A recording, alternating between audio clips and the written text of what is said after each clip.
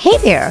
Thanks for waking up with Happy Ass, where we come together to grow mind, body, and spirit so we can in turn go out and make the world a brighter and sweeter place. I love words and I love titles and I love all that stuff. So I did not come up with this. My daughter did, but I'm going to read it because I think it sounds so cool. So the title of this 2-part podcast with my amazing daughter is Anxious, Empowered, and Doing It Anyway. A mother-daughter chat on life and business and being brave.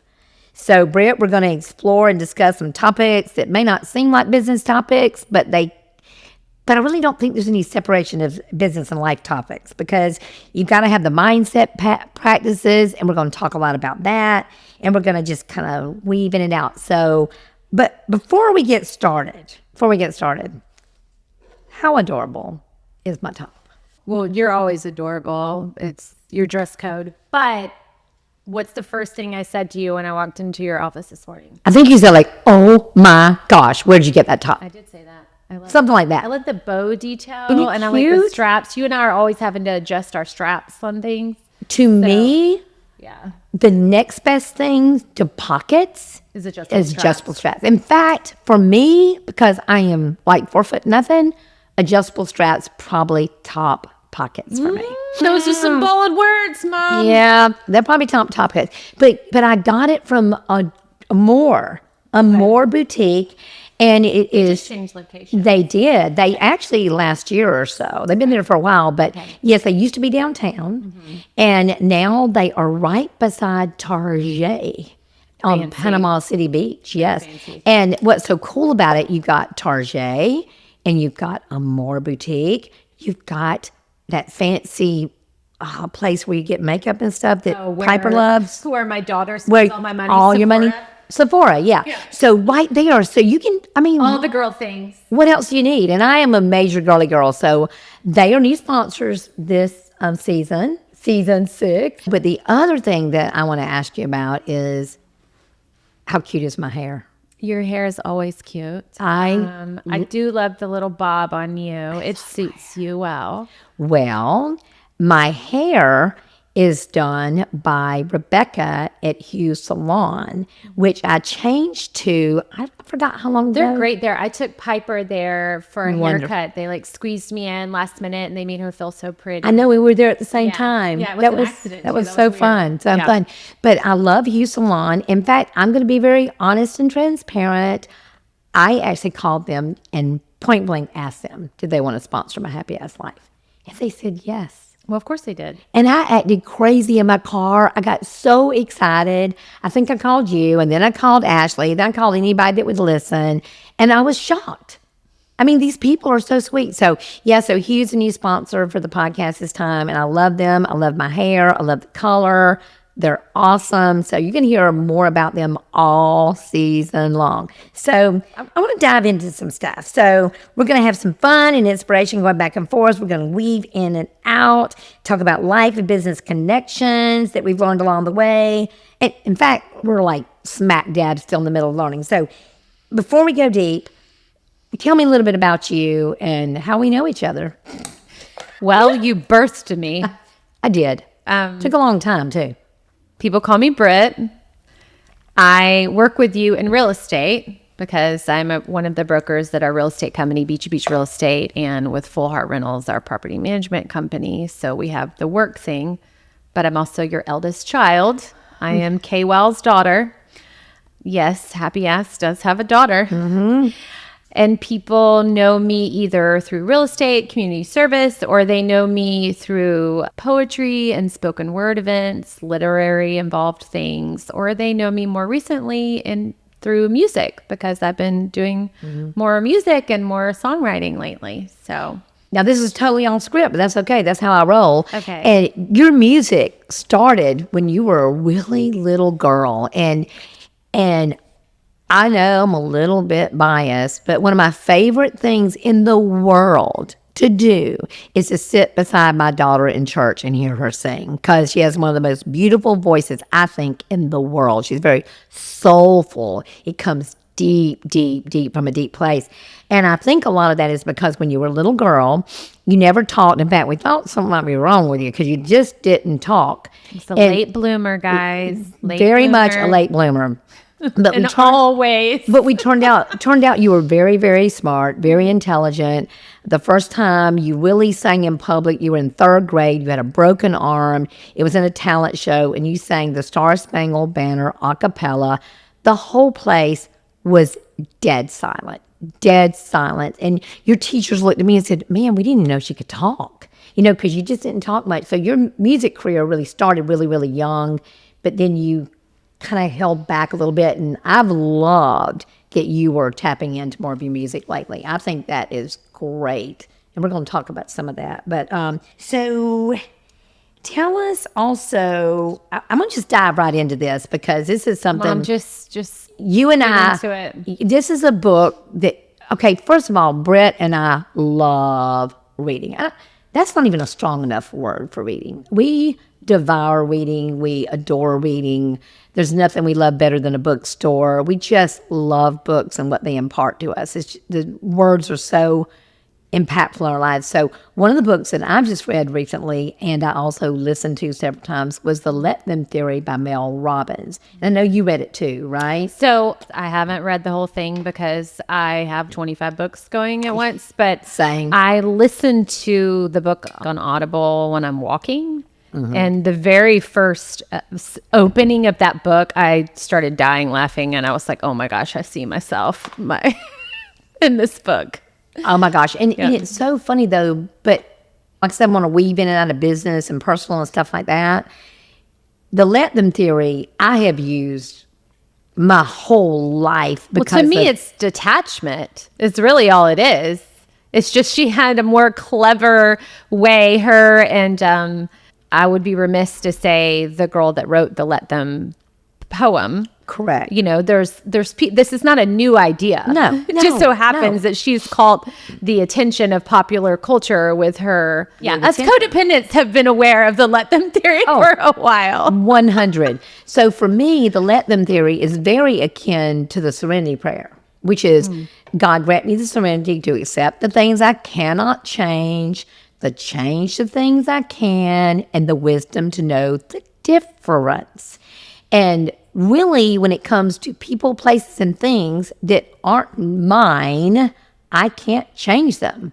I can only change my response to them. So making it be about business, something happened the other day. You said, I was complaining about, okay, first, we're rule followers over here. I'm a rule follower at my company, and there was a rule that certain companies were breaking. I'm not going to say what it is because I don't want to bring attention to that. It's just the concept and the principle of it. And I went to you and I said, what are we going to do? You are all worked up. I was all worked. I was wrapped around the chain. And that's normally me. I'm normally the one upset about rules being broken. Like somehow the roles had been switched. Yeah. I think the reason was I spend so much time teaching our people the way to do it, the right way to do it, the honorable way to do it. And when I saw other companies not following suit, I thought, how am I going to teach my people to do it right when other people aren't? And you said to me, what'd you say to me? Was it colorful? I mean, you don't have to say that part. I probably said something to the point of, hey, our people know that what other people are doing is irrelevant. They come to us because we always go above and beyond. Yeah. And they trust you. We're not going to worry about what other people are doing. I know. Just let them break the rules. I said, dang. So it was probably more colorful. It was more colorful than that. Though. But it was Let Them. It was definitely the Let Them theory. And I just had to let go of it. And one thing that I've learned to do, and I don't know if I've talked to you about this before, but I take the Serenity Prayer and I will write it out. I'll go, God grant me serenity, accept the things I cannot change. I'll write them all down, the things I can't change. Oh, okay. And then I'll go, God grant me serenity, accept the courage to change things I can. Then I write down the things I can, and then the wisdom to know the difference. If you were to do your own written Serenity Prayer, what's a couple of things you'd be willing to share, business or personal, that you would write down that there are things that you can't change and some things you can change? I mean, how real are we getting, right? You can get as real as you want to get if it helps somebody else. I'm a single mom. I can't control other people's relationship with my daughter. I can only control the environment that I give her. I can only control the way I speak to her. I can only control the way I love on her. I can't control anyone else's relationship with her. And sometimes when you're a single parent, you feel like you have to, or just a parent, you feel like you have to do your work plus the work of others to somehow compensate for the thing that they're not getting because you feel somehow emotionally responsible or morally responsible. So that is the thing I cannot change.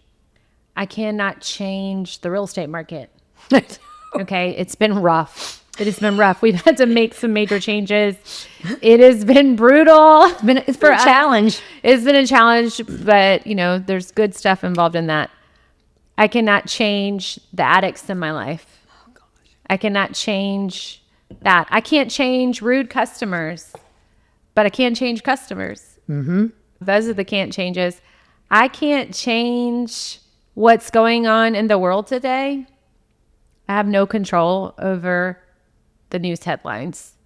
So those are probably the things in my orbit off the top of my head of releasing and surrendering. It really, and I've talked about this before on my podcast, but just the act of writing down the things you can't change and then right up under it, writing what you can change about those things kind of gives you a track to run on. Mine are very, very similar to yours. Definitely the addicts in my life. That's been my number one. And I've said before in written word and in spoken word. Well, all family. I mean, you and I drive each other crazy sometimes. But the surrender one another. Yeah, because I can only change my response to things. I can only change. And sometimes my response in the moment may not be the best response, but I can only go back and correct it. You can always make amends, which Hugh was always so perfect at doing that. So that was one thing. And you really have to do this in business a lot. I have to do this a lot in business. And you mentioned the news. I don't watch the news. Stopped watching the news during COVID. When COVID happened, I found myself so wrapped up and so brokenhearted and so wanting to be responsible for the world, not just my family, but for the world. And that is not feasible, so I stopped watching it then. So I want to talk about this too. What about, I love this quote. It says, success is not something you achieve, but is rather something you attract by the person you become. And that's Jim Rohn. And he was actually the main person that Tony Robbins, what's the other guy we were talking about earlier? Ed Mylett. Many of the people we listen to today were inspired. There's another guy. Oh, it's the real estate guy. He loves Jim Rohn. Buffini. I've got to go watch them because it's gold. It's gold. That is very important to me. What are some of the ways that you do that in your life and business? Because we spend, I would say 75% of our time at Beachy Beach really teaching mindset. My favorite Jim Rohn quote is, nobody can do your push-ups for you. I love that quote. I tend to be more cerebral. And right now in my own recovery, in my own trying to work on myself and be a better human and therapy and all the things, I am trying to get out of being so cerebral and intellectualizing things and fully having my feelings and creating a safe space in my own body. So when you say things like, or when I hear things like, nobody can do your push-ups for you, I can think and have a plan all day long, but at the end of the day, you have to do the push-ups. You have to do the thing. Just like love is a verb, right? I think the question, sorry, I got excited about Jim Rohn. I started thinking about Jim Rohn quotes. The question was, what kind of people help me with mindset? What's the question? Yeah, just what are some things that you do to help your mindset, or and how do you incorporate it in your life and your business? Because it's so connected. And I want people to know. You raised me on how you do anything is how you do everything. So there's that was going to be a lie. I was about to say there's very few things that round me up, but that's such a lie. There's a lot of things that round me up. But you're better at maybe I'm not channeling it. I'm not letting things steal my peace. Yeah, that's like important. I used to. I am really guarding my peace. But one of the things that drives me crazy is when I hear things like, "Oh, it's just business. Oh, It's not personal. It's just business." And oh, your mama loses her ish over that. you guys, I'm sorry. You cannot be one person Monday through Friday and then another person on the weekend, more specifically Sunday. That's not okay. And I don't want to have any part of anybody that thinks that way. If they could see me right now, I'm over here like, amen, amen, amen. And we could just stop right there because that is at the core. We may disagree on some things, my dear, sweet, precious daughter, but we are absolutely vehemently in unison on that. We're heart aligned with that, which is the whole principle of how we run our business, the whole principle of how I run my life. And when I hear somebody say that, I want to run from them because that lets me know that they will use whatever tactic possible to get business. It's very Machiavellian to me, and I'm not interested in it. I'm interested in character. I don't know. I can't remember where I saw it recently. I think it was on a podcast. Did you ever watch Steve Bartlett, Diary of a CEO? No, but you tell me about it. So I'm going to have to. But he recently had Esther Perel, who's like the sex therapist. Am I allowed to say that on this? Yeah, absolutely. Okay. Yeah. Relationships. We won't talk about technique or anything. Okay, yeah, we won't do that. Would be weird to do with your mother. But she recently, I think it was her, on an interview, talked about how important it was to have a best friend at work. And so to the point of how you do anything is how you do everything, like there is no separation. We spend so much time at work that having the right culture, having a place that is good for your mental well-being is paramount because we are in a world of no boundaries. Anybody can get a hold of you at any time. Everything is everything. So I stand by that. I will die on that hill. I realized I went on a tangent and you actually asked me about mindset. That is mindset. Yeah. That is so I mean, but so that would be a mindset in the sense that that's the philosophy, but I think it's my personal responsibility. So my mental health has improved since I took responsibility for it. And I think what happens is as you get older and as life changes, your capacity to take responsibility changes and ebbs and flows and you get more equipped. I am not the same person at 43 that I was at 30 or even 2 years ago. I've had a lot of therapy, you guys, and I've done a lot of soul searching. Most recently, the things that I've done for mindset is I stopped drinking alcohol. Not necessarily because I had necessarily like an addiction or anything like that, but I just decided that it wasn't serving me. And because of all the family members in my life that I've seen struggle and all the lives, frankly, I've seen destroyed. It's just not something that I want to be a part of my life anymore. So I saw my life changing dramatically with that. I've also really guarded my heart and my spirit. So I don't take something on just to get business anymore. If I start interacting with a potential client and they start showing me signs that we're not going to be a fit spiritually or, philosophically, however you want to look at it, I cut bait faster now. I am getting rid of toxic relationships. In all ways. What does that mean? That means if you start feeling resistance from another human being, then stop. I don't have to win those people over. They're not my responsibility. They don't have to be my client. They don't have to be my best friend. They don't have to be my fan. I can move on. And so the not drinking, the changing who I'm around, getting back into my everyday morning pages, my writing practices, I'm having to really be vigilant about my creative recovery as the demands of work pile on. And another one big for mindset, which I will preach forever and ever, is movement. Our bodies are meant to be in motion. Oh, your mama says amen to that. So weightlifting specifically for me has been a major depression, anxiety changer. So I will keep slinging weights for as long as I can. Amen. That's just been my go-to. So will your mama. Your mama's going to do it. And your mama, and I like to brag about how much I can lift too, by the way. I do. I like to brag a little bit about Just a little bit of a showboat.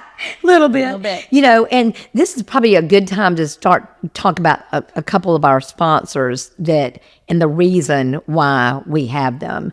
I want to align with people who have my same values, same mindset, and are excited about what we're doing in the world. So one of those is Kevin Kennerson with Lending Hand Mortgage. And I discovered him because they came to our meeting one day and he got up and spoke. And he had this demeanor about him, just this charisma, this energy, this, oh my I think gosh. that was the meeting I missed, and you called me after so excited and was like, oh my goodness, this lender has our heart. I just adore him. Amazing. You were all excited about it. I was super stoked about this person, super stoked. And they're a great mortgage company. They're not just great people. They're a great mortgage company. And his particular office is out of Nashville, I believe, but they're all over our area. We have several companies here that do that. So they're a new sponsor. And they're sponsoring with me. He didn't even ask me, well, what's going to be my ROI? His whole thing was, you don't even have to tell me. Sign me up. I believe in what you're doing. I believe in what you're saying about positivity and bringing it into the workplace. I want to be a part of it. Is that freaky deaky or what? I mean, I just... Mom, you've attracted this. I don't think it's that crazy of a concept. You know, so he's aligned with our mindset. So that's a new sponsor this time. And so I was so excited about it. And of course, we have my precious Bay Tax. I love them so much. This building is a gorgeous big building. I had no idea until he came and I met him and I met his precious wife. I met Martin Neely through him. And he explained to me, now it took him 2 or 3 times for me to get it. But once I got it, cost segregation saved me hundreds of thousands of dollars. So they wanted to sponsor again. So they're on board again. So super stoked about that. And the blessings just keep coming. The grocery kitchen and tap room, which I know you've been to. Yes. So what is it you like to eat there? The Eggs Benedict, they have a good brunch. They have a brunch. Oh, and some of their words are like the hangover cure. No, it's something really funny. Hangover French fries or something. I don't know. I'm messing it up. But they've got real fun names like the Jezebel and great food and stuff. And you said they got a back porch. They do events. We did an event. So Matt and I sang at a wedding reception there. And I will say I was very impressed by the hospitality of the staff. They're very accommodating. Oh, that's everything. I think sometimes when you're working an event, you kind of get treated like the help. You know what I mean? Over there, you're lucky if you get a glass of water or something. But they were just so kind and so accommodating and really, really nice and professional. So I do appreciate that. Yeah, I'm excited about that. You know, I can't believe, Britt, we got so excited about what we were talking about. I think we're at the end, almost at the end of our time. But the good news is, we're going to do part 2 because we knew that there was no way we were going to get it all in. That's true. I don't even know if I said anything. Yeah. Well, it doesn't matter because I don't usually use a format anyway. You know me, but I know that you're more comfortable with the format. So I want to make sure I don't miss any of our precious, precious sponsors. So I also want to thank, we've got an equipment sponsor now. Is that crazy? So we've got Lucky's Pine Straw, and they will deliver and install your pine straw at your business or at your residence. And, you know, it makes it look so fluffy and darling when you have pine straw that's new. So they'll do that, and they're equipment sponsor. So we're going to get all new fancy equipment for our podcast room because of them. So we're almost out of time. So I want to just ask you before we go, you already told us a little bit, but Jen Hatmaker used to say, what is saving my life? What is saving your life right now? It could be silly or it could be profound. So what is saving your life right now, my beautiful daughter? Morning pages. So writing in the morning, having a morning practice, being around positive people. Amen. And I have some really great relationships in my life right now. And baby goat videos on Instagram. Baby goat Oh, and fingers. also the permission to stop a book if you don't like it. I did that twice this weekend. I've been doing that lately. I'm Nice. just like not into something after a little while. I don't shame myself for not being able to pay attention. I'm done with that now. Twice this weekend. I That's started kind of the been book. my jam lately. That's awesome. I love it. I love it. So stay tuned because we are going to do part 2. And I'm so grateful for our new sponsors for this season. And Britt, you're opening up the season with me. Yeah. Isn't that Hot fun? dog. I didn't Isn't know that that. fun? Okay. Hot dog, hot diggity dog. Okay. So y'all, thank you so much for being here. I love you so much. I got to thank for a minute also my sweet mama who always told me I was amazing and wonderful. And so I thought I was. And then for my precious husband who always told me I was an angel. So I wanted to be more of one. Thank you to this precious happy ass audience who trusts us and loves us. What a wonderful community you are. And what do I say at the very end, babe? What do I always say? You always say, be sweet, y'all. Be sweet, y'all.